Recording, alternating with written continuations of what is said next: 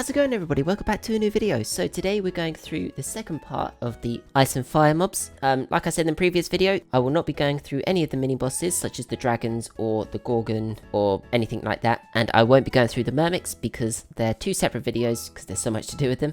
We'll be going through mobs such as the Deathworm, the Amphithere, and the Hippogryph, and a couple more. So yeah, let's get into it. Okay, so the next mob we have is the Hippogryph. Now the Hippogryph can be found in the mountains and the sand biomes, and their skins vary on basically what mountain biome or what sand biome it's from. So the black Hippogryph is called the Baitler Eagle, and it can be found in the desert hills. We then have the red Kite, which is the chestnut sort of Hippogryph, which is found in the birch forest hills. We then have the dark brown Hippogryph, which is the bald eagle, and this can be found in the Taiga hills. We then have the golden eagle, which is normal brown, and this is found in just regular mountain biomes. We have the ghost hawk, which is like the greyish sort of hippogryph, which can be found in the dark forest hills. We have the Gaia falcon, which is found in the snowy mountains. And last but not least, we have the hippogryph, which is supposed to be called the kestrel, which is found in the savanna plats. Now, there are two other ones which we have, which are called the Lammergeier and the Secretary Bird. Now, these two, I don't know where these guys can be found because I looked on the wiki and it doesn't say where these are located. So unfortunately, I don't really know how they're spawned, but they can, I believe they can actually spawn in a world. So yeah, keep an eye out for them. And they're basically known as the fiery sort of hippogryph and the icy hippogryph. Now, another skin that the hippogryph can have is the dodo.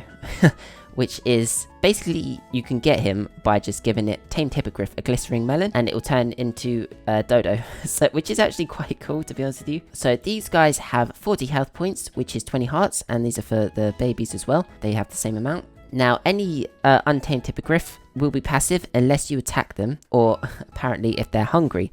They will also attack any other passive mobs if they are hungry as well. They deal 5 health points of damage, which is around 2.5 hearts, and occasionally deliver a kick which inflicts like really heavy knockback. So yeah, be careful with that. I'll quickly show you what I mean. So if I spawn one in and I hit it, it'll attack me, like so. That's basically what it will do when it kicks you. Obviously, if you do hit it, it will fly away. So, yeah, that's okay. And I don't think it comes back down to hit you either, so that's quite cool. But yeah, you saw how I actually got kicked there. Yeah, so be careful around them if you want to kill him. So to tame these guys, you need 8 to 7 rabbit feet. And what you need to do is just basically feed it to it like that. You gotta be... yeah, you got to be patient with it. Occasionally it will fly up like that hippogryph there, and it takes a very long time for it to come back down. People saying they've waited up to about an hour for it to come down and it still hasn't. So yeah, if it goes up, you can try your best to be patient, but I'd suggest running up to it as quick as possible before it flies away, and then just feeding it rabbit feet, and it will take it, and to show that it's tamed, it will sort of like lay down slightly. So yeah, that's pretty cool. So whilst it's tamed, what you can do, you can saddle it, so you just shift right click it, and it comes up with like the sort of inventory that Hippocampus will show. So you put the saddle on to ride it, chest for more inventory space, and hippogryph armor. So to create this armor, you need horse armor and surround it by feathers, and the type of horse armor that you put into the crafting table will come out to the same type, but hippogryph, if that makes sense. So for iron hippogryph armor, you need iron horse armor, and diamond hippogryph armor, you need diamond horse armor, things like that, just to give it extra protection. So you also need a stick to basically tell it what to do, so you can make it wander or you can make it stay. So let me show you what it's like when you ride it. So spacebar is to go up, and you will constantly go up, and I believe X is to go down. Yeah, so it's a bit strange controls. Yeah, I just pressed spacebar there and it just leveled it out for me. And you go quite fast with the hippogriff, so it's really useful. So yeah, if you can, good luck trying to get one of these.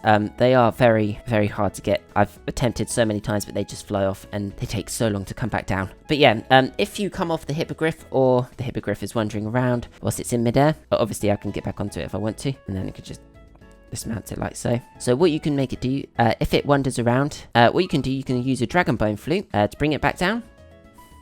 It's not coming back down. It's so annoying. Hang on. Okay, so if it flies around, this one is being very annoying. If it flies around, you can use a dragon bone flute, and what it will do, it will bring it back down onto the ground. So that's very useful if it is just wandering around and you need it back. So they will protect you from hostile creatures. So if I get a zombie out and the zombie starts to attack me, the hippogriff, what it should do is protect me. It doesn't want it, does it? There we go. Now, bloody hell. Okay. There we go. So yeah, what it will do, it will heal very slowly. It will just slowly regenerate its health, so you don't need to feed it. So that's quite useful. Also, if you have a dragon command staff and you shift right click the Hippogryph, what it should do is set its home point, and so it won't wander off far if you make it wander. So that's quite useful. So some things that it will drop if you do manage to kill one is 0 to 5 feathers, 0 to 5 leather. You have a 2.5% chance of it dropping a Hippogryph talon, and you also get a 2.5% chance for it to drop a Hippogryph skull. With the Hippogryph talon, you can craft yourself a Hippogryph talon sword, and with some feathers, a stick, and an iron, like so. So this does extra damage when you hit an enemy, so it does 6.5 attack damage, which is around 3.5 hearts. It also does 1.6 attack speed, so let me show you how good it is. So if we use it on the spider, so there we go. So yeah, it's quite useful, very strong. And with the Hippogryph skull, like most of the skulls in this mod, it can just be placed as decoration. Place it on the floor, on a wall, like so. So yeah, pretty much what the Hippogryph skull's used for. Like I said, it slowly regenerates its health, and they can also be bred with rabbit stew. So they have to be wandering, so you just feed them like so, do that, and they'll drop a Hippogryph egg. You just throw it onto the ground and it will spawn a baby one. You can also attack whilst riding it. So if I get a zombie, I'll basically show you how you do attack with it. So you basically press G. So yeah, that's pretty much what it does. Just seeing that now, it's not actually very powerful. Like, you could probably kill it faster with the Talon sword. Oh, god damn it. So yeah, that's pretty much what the Hippogryphs do. Apart from that, there's not much else to them, but if you can get one, I would recommend, because it makes it so much easier to move around your world, because you can fly. So yeah, let's move on to the next mob. So the next mob we have is the Amphithere. Now, the Amphithere can be found in jungle biomes, and they have around 50 health points, which is 25 hearts. These guys are passive, but they will fly away from you unless they are attacked, and they will actually start to attack you. They will also protect villagers that are also being attacked, so that's quite cool. You can actually tame these guys, so what you need to do to tame one of them is the following. So what you need to do, you have to run after it with an empty hand, and if it's flying, you need to shoot it out of the sky. So you can use any sort of projectile, I believe, so I'm using a snowball at the moment, so I don't really do any damage. And try and shoot it down. There we go, and it'll slap down to the floor, and what you need to do is have an empty hand and just ride it. Now, whilst you're riding it, it will actually start to bite you, like so.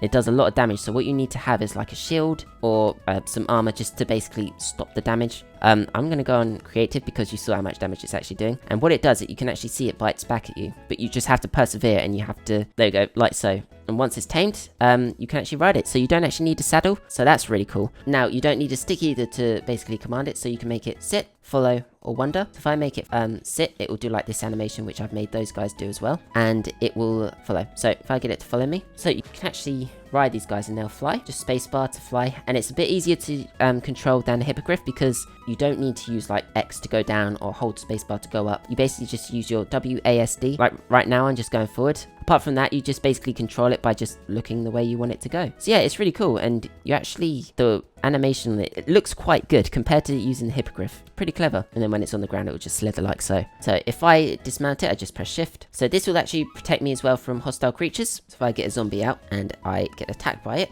the Amphithere will do some damage. Like so. So yeah, it's very useful. Actually took quite a bit of damage there. And you can also shift right click with it to confirm its home position. There you go, so the Amphithere's home is set to this block. That should have happened with the Hippogryph. I'm pretty sorry, I don't know why it didn't. So as well, if the Amphithere is set to wander and it's in the air, what you can do, you can use the dragon flute, and it'll just basically slap down to the ground like it did with the snowball when I hit it. Now, if you want to kill one of these, there's a couple of things it will drop. It will either drop 1 to 7 Amphithere feathers, or a 2.5% chance to drop an Amphithere skull. Now, with the Amphithere's feathers, you can actually craft an Amphithere Makuito. Now, with this weapon, it actually knocks back anything that you hit, and it disables their shield. So if I get a spider, what I can do, and hit it, and it knocks it back, and it does 5 attack damage, so 2.5 hearts, and it gets rid of its shield. That's really good, actually. Now, you can actually craft some Amphithere arrows. Now, with Amphithere arrows, it actually has some knockback on it. Oh, let me get another spider out, for God's sake. There we go. Like so. So it's a bit like the Amphithere Makuito. Again, with the skull that it can drop, can only really be placed as a decoration, like so. A couple of other things that you can do is you can heal the Amphitheres with cocoa beans. Because my Amphithere is on like 40 health points. I could just give it some cocoa beans, and it's back up to 25 health. So it heals around 2 hearts, which is around 4 health points. So that's really useful. And another thing you can do, you can actually breed 2 Amphitheres with cookies. So if I go over here, I feed that one, and I feed that one. They do their thing, and you get a baby one, which is really cool. So as you can see, there are quite a couple colors of Amphitheres you can get. You can have a green one, a blue one, a red one, a yellow one, and an olive color sort of color. Yeah. So yeah, there's only 5 of them, and you can just find them randomly. They don't have to be in certain biomes because they can only be found in jungle biomes. So the colors random generation. So when you're trying to fly with the Amphithere, it's actually a little bit slower than the Hippogryph, which is fair enough. I must admit that Amphitheres are much easier to get than the Hippogryphs. And you can actually attack anything that you want by just pressing G whilst you're on it. So yeah, it does around 2.5 hearts of damage. So yeah, it's actually quite useful. Apart from that, there's not much else to them, but they are very good and useful mobs. I would prefer these over Hippogriffs because they're just easier to get, and they do pretty much the same amount of damage. However, you can't put chests on them, and you can't have armor on them, so you just have to be a bit careful when you are riding with it. But it does have extra health. So yeah, apart from that, there's not much else to it. So let's move on to the next mob. Okay, so the next mob we have is the Stymphalian Bird. Now, the Stymphalian Bird has around 24 health points, which is 12 hearts. They can be found in swamps, between 2 to 20 of them in a group at a time. There's only 2 of them at the moment. They're not passive, they will attack you if they do see you, so I'll show you what I mean. And they'll do that to you. And they'll shoot their feathers at you, because the Stymphalian Bird is sort of made out of a metal. You can say, or its feathers are anyway. So they can either attack you with their feathers, or they can melee attack you, and the melee does around 4 health points of damage, which is around 2 hearts, and their feathers only really do 1 health point of damage, but because there's 2 of them, it was hitting me both at the same time, which was dealing 1 heart damage, which is 2 health points. However, if I manage to kill one of these, the whole group will try to flee. So if I go over here, I'll show you what I mean. So yeah, this is basically the amount of damage they'll do if they're in a group. However, if I manage to kill one, the whole group will flee, or it will attempt to flee. This one, he's trying to. I think it's a bit glitched. But yeah, they'll attempt to flee, so yeah, you'll be a bit safer, so you don't have to worry about killing them all. So these guys aren't tameable, which is sort of understandable, and they can drop a number of things. So the things they could drop is 2 to 6 Stymphalian Bird feathers, 0 to 4 iron ingots, 0 to 4 iron nuggets. They have a 2.5% chance to drop a Stymphalian Bird skull. They also have a chance to drop 0 to 3 bronze or copper ingots, and 0 to 3 bronze or copper nuggets. With the Stymphalian Bird feather, you could create a number of things. You can create the Stymphalian Bird dagger, and you can create Stymphalian Bird feather bundle and a Stymphalian arrow, like so. Also, if you have the Tinkerer's Construct mod installed, you can actually use this in the part builder table. You can smelt it down and then use it as copper, so that's actually quite a nice addition. So with the Stymphalian Bird arrows, if I get a bow, I'll basically show you what they do. So if I shoot it, it doesn't react to gravity, so it will keep going until it hits something. So if I do it gently, there you go, and it will just soar through the air until it hits something. So it's really good. So like I said, you can also craft the Stymphalian Bird dagger. Now this has very quick attack speed and it actually deals quite a bit of damage. So it has 6 attack damage and 3 attack speed. So if I show you here, yeah, it does a lot of damage. Another thing you can also craft with the Stymphalian Bird feathers is the Stymphalian Bird feather bundle. Now with this, I'll show you, it shoots 8 arrows in 8 different directions around the player. Like so. Yeah, so that's actually quite useful. If you are being surrounded, you could just use this. It doesn't do too much damage. It does around 1 heart of damage. Now, with the Stymphalian Bird skull, again, you just can place it down. Now, with the copper ingots, you can actually craft some tools and some armor. So you can craft a chest plate, boots. So this isn't actually as good as iron armor. Yeah, there's no point in really crafting any copper unless that's all you can find. And you can also craft it into tools. So copper shovel, sword, an axe. And you could also craft it into copper nuggets. Now with copper nuggets, you can either craft a pile of copper or you can craft copper ingot. So there's not too much you could craft. Apart from that, there's not really much else to the Stymphalian Birds. They're just really annoying when you come across them. Suggest at least killing one of them so they all can piss off because they're so annoying. Alright, anyway, let's move on to the next mob.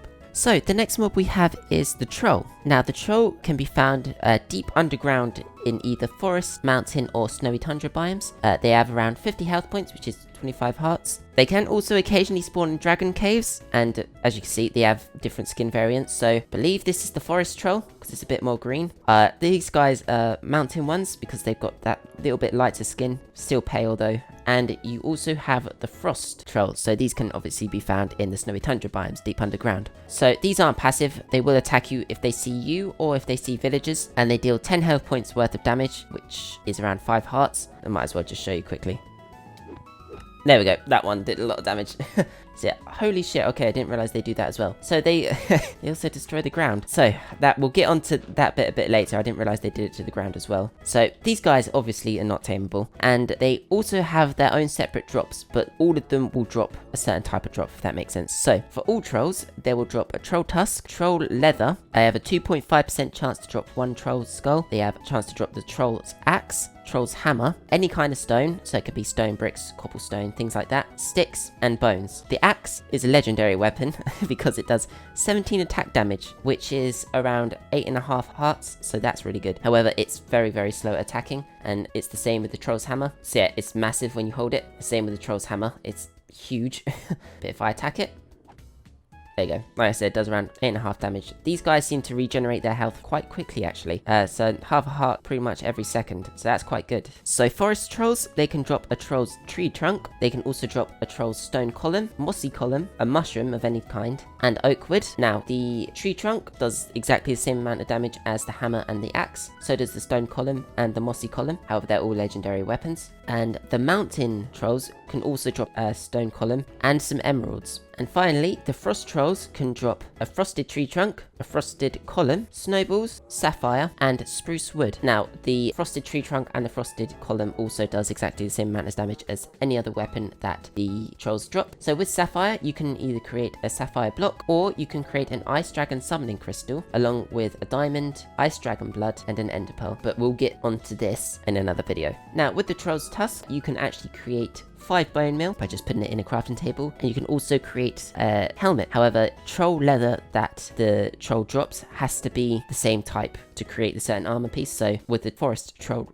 leather helmet, you just need forest troll leather. You can't use frost troll leather with the forest troll because it won't work. And you can also use the troll tusk to trade with Myrmex soldiers for around 5 to 15 Myrmex resin. However, like I said at the beginning of the video, we'll get onto that in a separate video because it's just so much you've got to go through. So with the troll leather, you can create armor pieces for yourself. So each piece of armor actually mitigates projectile damage you take. So like minus 30% projectile damage for the chest plate, minus 20% for the leggings, and minus 10 for the leather helmet and the leather boots. So altogether, you'll get around minus 70 projectile damage. Now with the troll skull, just like any other skull, you could just place it on the ground, on the ceiling, or on the wall as decoration. It can't be used for anything at the moment. So that's pretty much what you can do with the drops that the troll drops. There are a couple of other things as well. So when it sees you, it will actually let out a roar and start running towards you, which is quite terrifying. So if there's an obstacle between the troll and the player or villager is trying to target, it will actually break the blocks. So if I get some dirt and I surround myself, like so,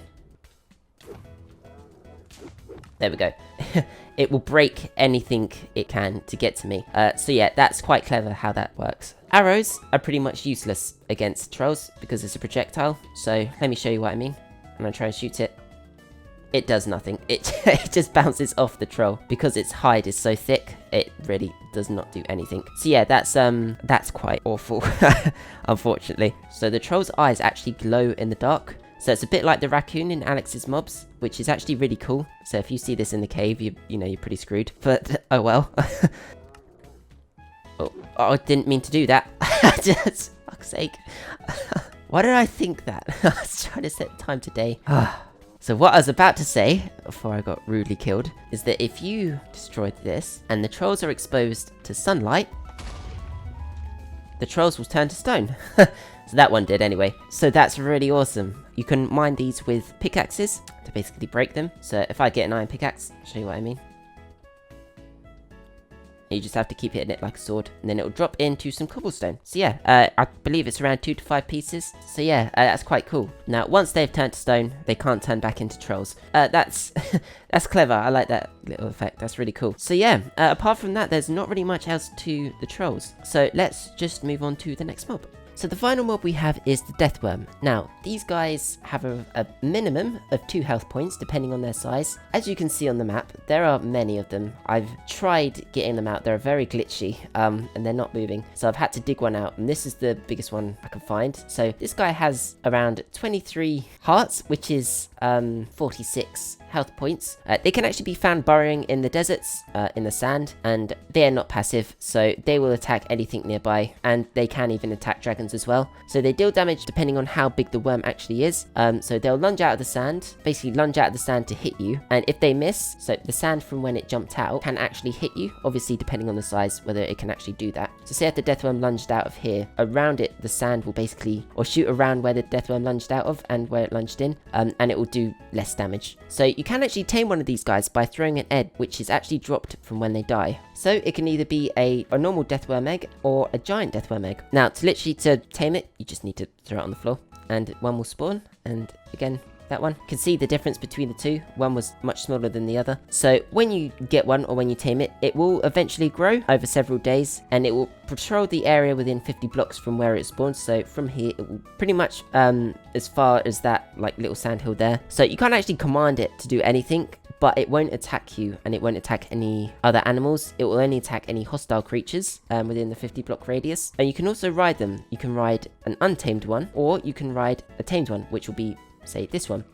And like, there you go, you just screwed that. That's pretty good timing. You need 2 fishing rods. So you need a fishing rod in your offhand and a fishing rod in your normal hand, so this hand, and you'll be able to ride it. You literally just need to right click on it. Apart from that, there's not much else you can do with the tamed ones. So if you manage to kill one, it will actually drop 0 to 2 pieces of Deathworm chitin. Now, depending on the Deathworm chitin that it drops, it will actually drop the corresponding color. So this one here is probably a white one, and so is this one. This one is a red one, but you can also get a tanned Deathworm, which is a tiny bit paler than the white Deathworm. Okay, now it's moved, and it's killed the 2 Deathworms that were actually mine. Yikes. So as you can see, it's dropped a Deathworm egg and 0 to 2 rotten flesh as well. And it also has a 2.5% chance to drop a Deathworm tongue, which is this. So with the Deathworm chitin, you can actually make Deathworm chitin armor. So let me just show you what it looks like when you have it on. So if we look, this is what we look like. We actually look pretty cool, actually. It's better than iron armor, but it's not as good as diamond. So to craft the Deathworm chitin armor, you literally just craft it like a regular Minecraft vanilla armor piece. However, all this Deathworm chitin has to be the same color, otherwise it won't work. Another thing you can create with the Deathworm chitin is the Deathworm gauntlet. You also need a chain line and a Deathworm tongue, and basically what this does, it actually shoots out Deathworm tongue and it does quite a bit of damage. It does around 3 health points of damage, so it will just kill rabbit instantly, and it does it very quickly, as you can see. With the Deathworm tongue, you can't really craft much else with it apart from the Deathworm gauntlet, as you can see. So another thing with the untamed Deathworm, if you try to ride one, there's a glitch in the game where it will actually crash it, and it can break your world, which is a bit concerning. So yeah, they basically said to just refrain from doing it.